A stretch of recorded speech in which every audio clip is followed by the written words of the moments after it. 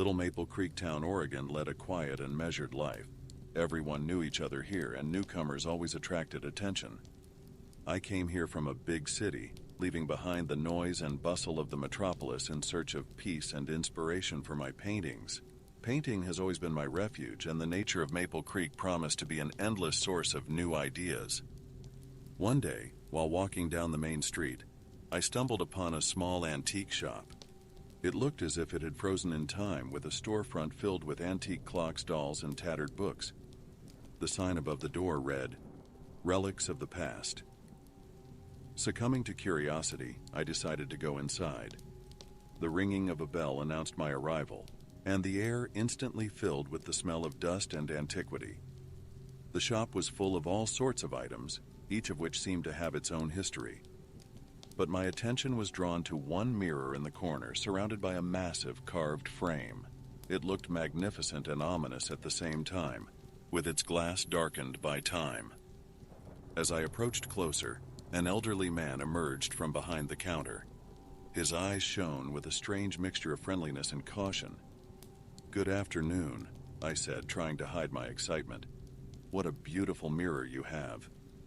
"Good afternoon, miss," he replied, nodding. "This mirror is special. It came from an old mansion on the outskirts of town. I wouldn't advise you to take it, but if you really liked it." His words sparked even greater curiosity in me. As an artist, I had always been drawn to things with a history, to those that carried the spirit of the past. "I'll take it," I said without hesitation.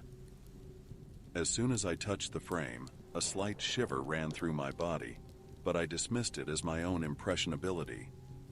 The shopkeeper smiled, but in his eyes I saw something more than just the joy of making a sale.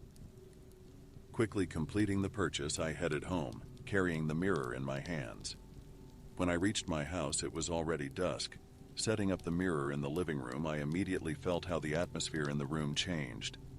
It became the center of attraction, a magnet for the gaze. I gazed at my reflection for a long time, noticing every tiny flaw on my face. But then, something strange happened. In the reflection, I saw not my living room, but another room, similar but much older. The wallpaper was faded, the furniture antique and worn. I froze, trying to understand what was happening. Suddenly, the reflection showed the face of a woman. She was dressed in a dress from the past century, her eyes looking straight at me, as if seeing and understanding. My heart began to beat faster. I stepped back, but the strange vision did not disappear. Thoughts swirled in my head. It's just imagination, fatigue after a long day. I decided that I needed to rest. However, I couldn't sleep at night. Every time I closed my eyes, images from the mirror appeared before me. That woman, her gaze, the antique room. It seemed that the mirror was drawing me in, tempting me to learn more about its secret. The next day, I approached the mirror again, trying to understand what lay behind this strange artifact. I ran my hand over the glass, and it suddenly became as cold as ice. Suddenly, I heard a whisper, quiet, barely discernible, as if coming from the depths of the mirror. "Help me." It rustled in my ears. I shuddered and stepped back. These words sounded pleading and desperate. I didn't know what to do. My logic screamed that it was impossible, that I was going crazy, but intuition told me that I needed to uncover the truth. That evening, I decided to return to the antique shop and ask the shopkeeper about the mirror. Perhaps he knew something he didn't tell me right away. It was already getting dark outside when I approached the shop. The door was closed and there was no light in the windows, but the sign at the entrance said that the store was open until late at night. I knocked on the door, but there was no answer. Then I noticed that the small window at the bottom was slightly open. Yielding to a strange impulse, I looked inside and saw the same shopkeeper sitting behind the counter. He was writing something in a large book, occasionally glancing at the door. "Excuse me, I would like to talk to you about the mirror," I shouted, trying to get his attention. He slowly raised his head, and an expression of fatigue and concern appeared on his face. Approaching the door, he opened it and gestured for me to come in. "I knew you would come back," he said. "This mirror carries a dark history, but you've already touched its secret, and now it won't let you go." His words sounded like a sentence. I realized that ahead of me awaited something more than just investigating an ancient artifact. The shopkeeper seated me at the table and poured a cup of strong tea, which made the room feel slightly warmer and cozier. He sat across from me, his hands trembling slightly as he leaned over the book and began his story. "This mirror," he began, "belonged to the Winthrop family. The house it came from was the center of many urban legends.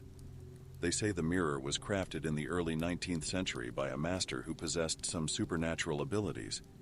It is believed that he imbued it with part of his soul." I couldn't take my eyes off the shopkeeper. His voice was mesmerizing, despite all the horror contained in his words. "But the most terrifying thing," he continued, "is that the mirror witnessed a terrible tragedy. 100 years ago, a young woman named Elizabeth Winthrop was found dead in her home. Her husband, Thomas Winthrop, was accused of her murder, but insisted on his innocence until his execution. It is said that her spirit resides in the mirror, trying to find a way to prove that her death was not murder, but a curse." I felt cold sweat on my forehead. All my previous doubts evaporated, leaving only emptiness and a dreadful premonition. The shopkeeper looked at me attentively as if assessing whether I was ready to hear more. "Elizabeth had a complicated fate," he continued. "She was known for her beauty and kindness, but her life was full of suffering. Her husband, Thomas, was a cruel and jealous man. They say he dabbled in black magic and alchemy, and that's what led them to tragedy." A shiver ran down my spine. Horrible images began to form in my mind. A cold house filled with shadows and whispers, sinister rituals, and, in the end, the dead body of a young woman. It all began to take on a sinister meaning. "But why did the mirror end up in your shop?" I asked, trying to understand how this terrible story was connected to the present. "The Winthrop house has long been abandoned," he replied. "Many years ago it was sold, and most of the furniture was auctioned off. This mirror somehow came to me through one of the collectors, but I immediately realized that it was not just an antique. I felt its power, its dark energy. It was waiting for someone who could uncover its secret." His words sounded like a prophecy, and I began to realize that I had accidentally become part of this story. The mirror chose me. But why? What role was I supposed to play in this gruesome spectacle? Returning home, I felt completely different than usual. All my confidence and peace dissolved, leaving only anxiety and fear. The mirror stood in its place, its glass seeming even darker and more sinister. I approached it cautiously, knowing that another encounter with the mystery awaited me. When I looked into the mirror, I saw the same old room again. But this time the vision was clearer. I saw Elizabeth sitting at the table, writing something in her diary. Her face was sad, her eyes full of sorrow and fear. Suddenly, the door behind her swung open, and a man entered the room. It was Thomas.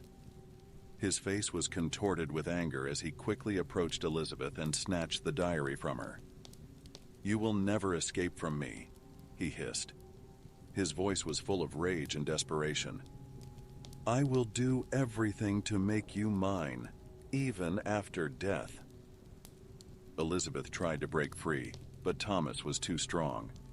He raised his hand, and the mirror suddenly began to tremble. I felt horror engulfing me.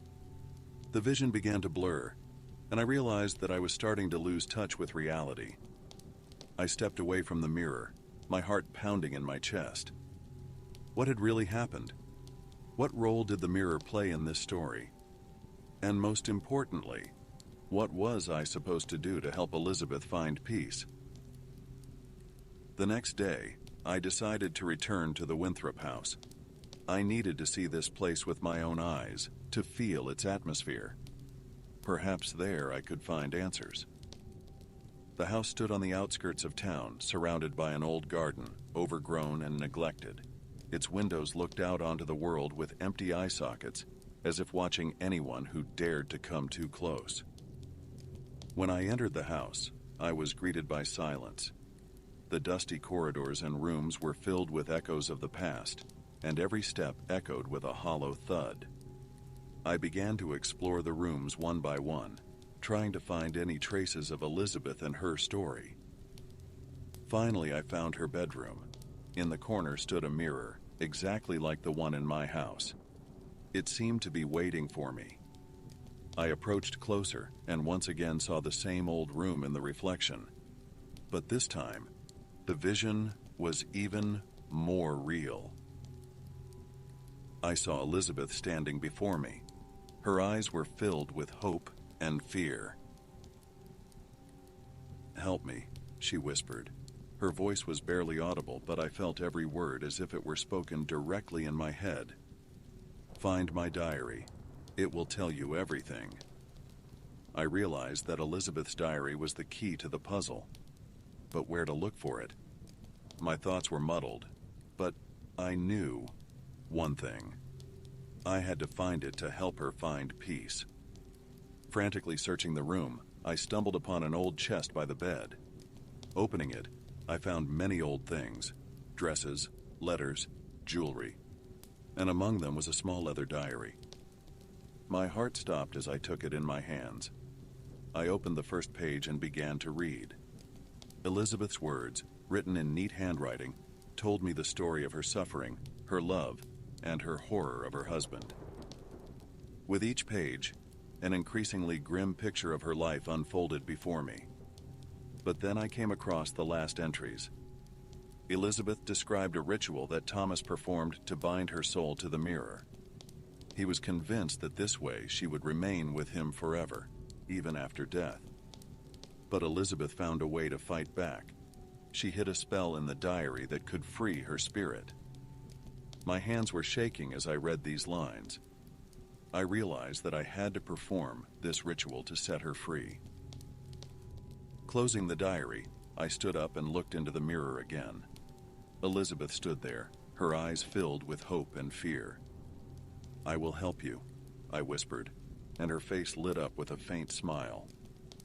I knew that ahead of me lay a dangerous and frightening path, but I was ready to follow it to the end. Returning home with the diary, I felt weighed down by the impending ritual's gravity. The same old room was reflected in the mirror, and Elizabeth continued to silently watch me, her eyes filled with hope. I sat at the table and opened the diary again to the page with the spell. Elizabeth's words, written in Old English, contained instructions for the ritual. The ritual required specific items: candles, salt, an ancient book, and a personal belonging of Elizabeth's. I decided to start by searching for these items. I found candles and salt at home, but the rest proved more difficult. I returned to the Winthrop house to find the book and Elizabeth's personal item. Wandering through the empty rooms, I felt the shadows of the past watching my every step. In the library, I found an ancient tome covered in dust. Strange symbols engraved on the cover corresponded to the drawings in the diary. The next step was to find something personal that belonged to Elizabeth. I searched her bedroom and found an old locket under the bed. Inside was a small photograph of Elizabeth and a lock of her hair. This should suffice. Back home, I began preparing for the ritual. I arranged the candles in a circle, drew a line of salt, and placed the mirror in the center. My heart pounded in my chest as I placed the locket and book beside it. I began reciting the spell, hoping I could pronounce all the words correctly. As soon as I finished, the mirror began to tremble, and the candlelight dimmed. The room filled with cold, and I heard the mirror emit a faint moan. In the reflection, Elizabeth appeared, her eyes filled with fear and pain. Suddenly, everything around us was engulfed in darkness, and I felt an invisible force pulling me into the mirror. I found myself in the same room where Elizabeth lived. She stood before me, her hands trembling, but her eyes shining with hope. "We must complete the ritual," she whispered. "Thomas used his last spell to bind my soul, but you can break it." She reached out to me, and I felt her cold hand touch mine. Suddenly, the door of the room swung open, and in the doorway appeared Thomas. His face was contorted with anger, and he swiftly approached us. "You cannot take her away," he shouted, and I felt the air around us thicken. But I knew I had to complete the ritual. I held Elizabeth's hand tightly and began reciting the final spell from her diary. The words echoed louder than I could have imagined, and the room began to fill with bright light. Thomas stopped, his face distorted with pain. "No!" he screamed, but his voice was drowned out by the roar of magic surrounding us. The light became blinding, and I felt the power of the mirror begin to weaken. Elizabeth squeezed my hand even tighter, and I knew we were on the verge of success. Thomas vanished, dissipating into the air, and the room began to return to its normal appearance. When it was all over, I found myself back home, in front of the mirror. Elizabeth was no longer visible, but I felt that her soul had finally found peace. The mirror was no longer sinister and dark.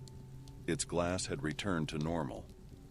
The next day, I returned to the antique shop to tell the shopkeeper what had happened. He greeted me with relief on his face, as if he had been waiting for this news. "You did it," he said gratefully. "Elizabeth is free, and the mirror no longer carries dark power." "Thank you." I nodded, feeling the tension of the past few days melting away. I knew that this story would forever remain in my memory as a testament to bravery and strength of spirit. And now, every time I looked into the mirror, I saw not only my reflection, but also the memory of Elizabeth, her struggle, and her liberation.